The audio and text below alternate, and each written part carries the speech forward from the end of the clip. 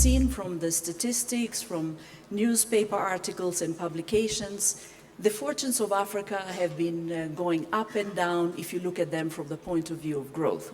When we look at the whole sub-Saharan African area, we project growth this year to be just about 3%, unfortunately. That is below the global average, and this is significant. For the past 20 years, African growth has been well above the global average. Now, as I said, it's concentrated in about half of the countries with some quite severe slowdowns in a few countries. I think we focus too much on the figure of growth. Is it 10%? Is it 6%? I think the right question is this growth creating jobs? Is this growth raising the standard of living of our people, all our people? It's the quality of the growth that's key here. And let me give you an example. Nigeria is the best example of that. Between 2003 and 2009, that country had a positive figure of growth, but the numbers of poor people increased.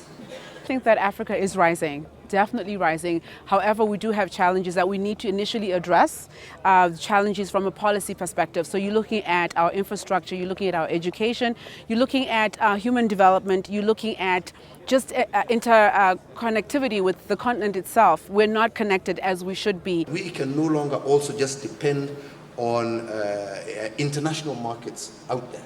We need to also begin breaking down the barriers to trade in and amongst ourselves, because our potential, our future resides in increasing the level of intra-Africa trade, because that really is where our opportunity exists.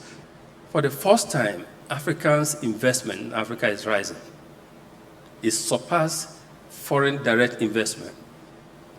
That is very good, and we need to encourage that so that other Africans can come out and invest more on the continent. That will address what my sister talked about, siphoning money abroad. In fact, lack of self-confidence and poverty of the mind that creates that.